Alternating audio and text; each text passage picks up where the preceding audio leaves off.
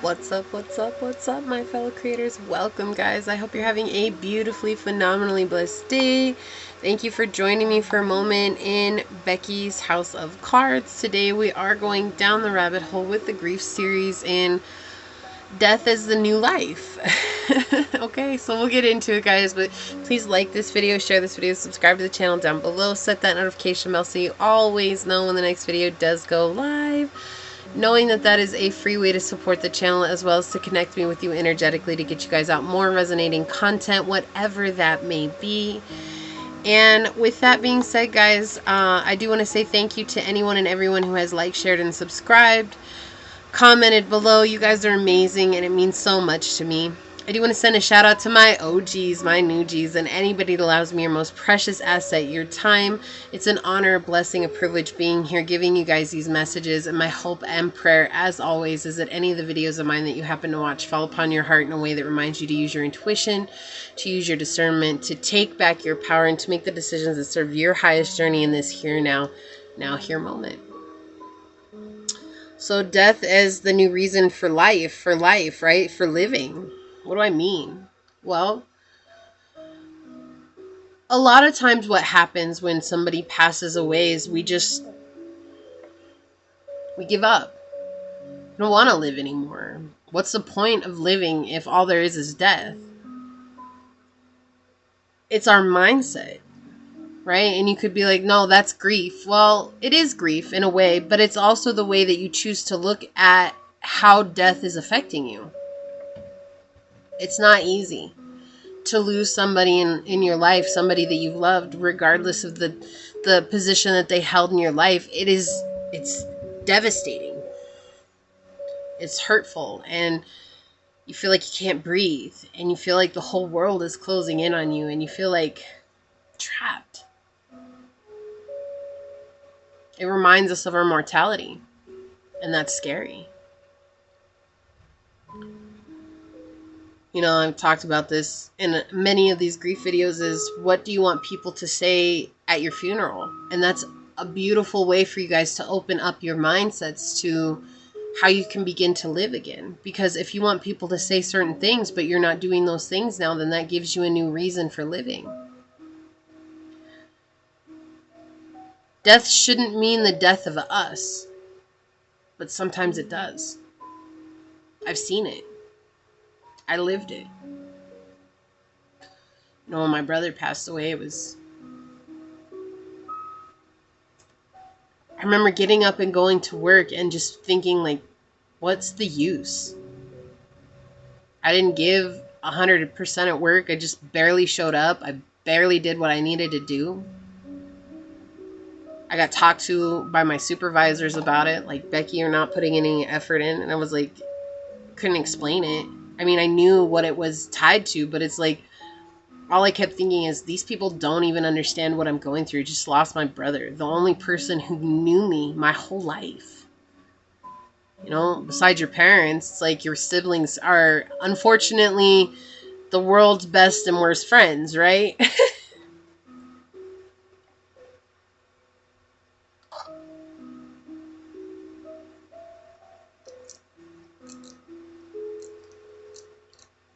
It was overwhelming. I never felt heartbreak like that before. You know, I had my heart broken in relationships, but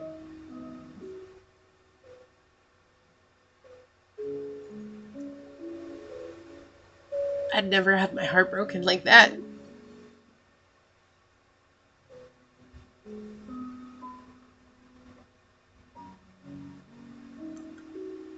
A long time went by before I asked myself, is this the way that he wants me to be?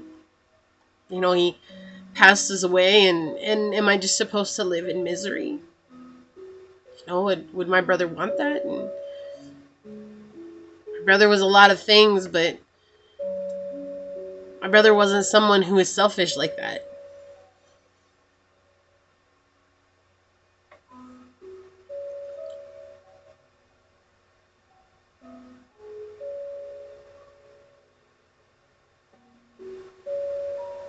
It still hurts.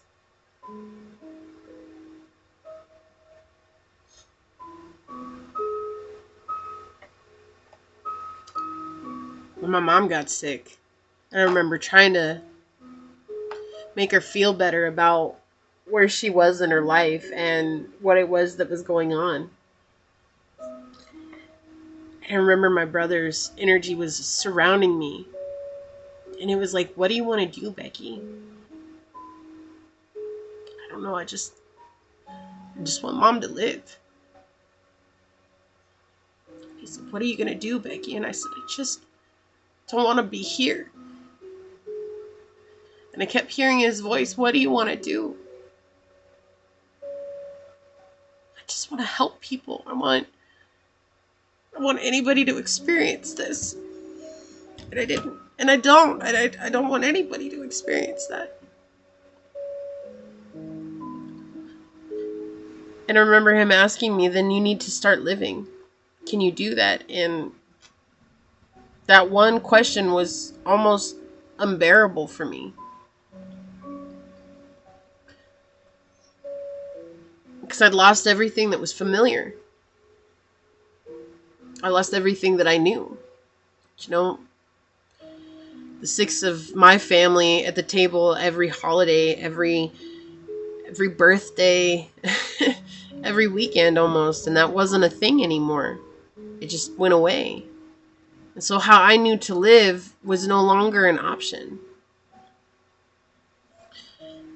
But I knew I wanted to help. I knew I wanted to help people change their own lives. And that's still a goal, but it's not the outcome. I realized I couldn't help you if I didn't help myself. And crying doesn't mean that I haven't helped myself. Crying means that I care. That I still love him. I still love mom.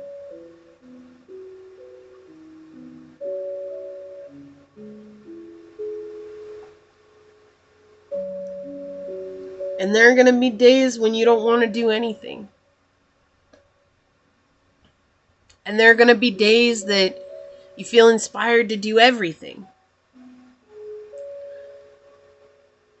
And I remembered one day, he said, I took the sacrifice. And I was like, the sacrifice? He told me, I chose this before I was born so that you could become what you were meant to become.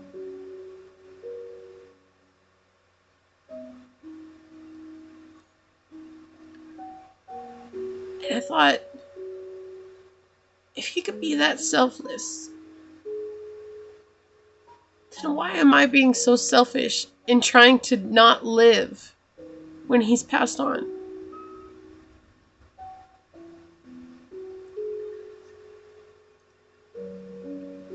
We have to give ourselves a chance.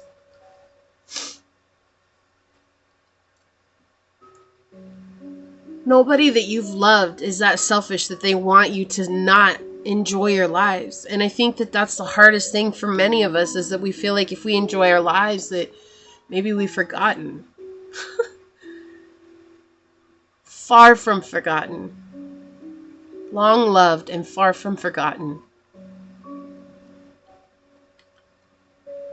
Their reminder of our mortality can be the fuel for us to change our lives in this moment. To choose to live. You want to travel the world? Start traveling the world. If you're like, I don't have the means, then make the means. There's a solution everywhere. Nobody said it was going to be easy. But there's a solution. You want to skydive, or you want to bungee jump, or you want to do that, what is that when they have the suit and they fly down the side? Base jump. Then do it. You want to go zip lining, or you want to go to the yoga retreat, or you want to go to a retreat, or you want to do an ayahuasca, or you want to do a spiritual, connective community thing. I don't even know. Just anything, guys. Go and do it.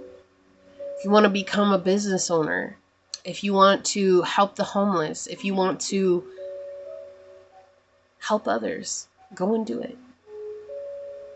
You got to help yourself. You have to be there for yourself.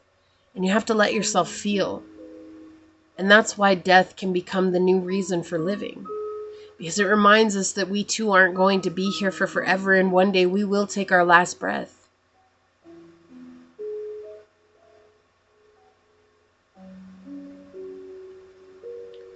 The two things we're only promised in life, the first breath and the last breath, and that's it. The rest of it is a journey. Some good, some bad, some beautiful, some ugly.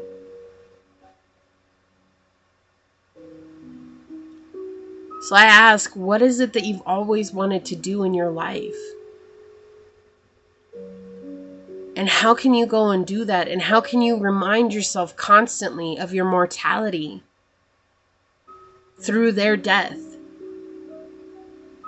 Not that you're not doing enough, but as a reminder to always stay motivated, that it is worth you taking that step into the next part of whatever it is. And it is worth you not being afraid. It is worth you not fearing what others are going to say. People are going to do whatever they're going to do, whether you do or you don't. But if somebody's passed away near you, close to you, regardless if you believe this or not, they did it for your purpose. For you. And it may not feel that way because it hurts so much.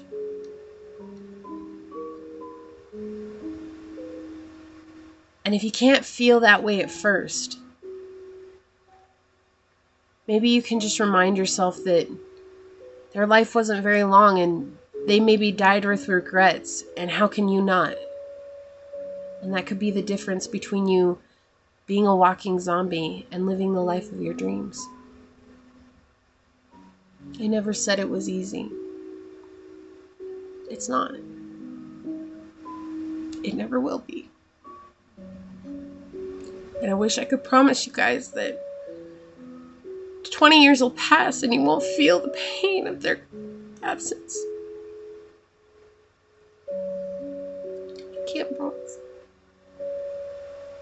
And I never will. But I can promise you this. It can be a reason for you to begin living again.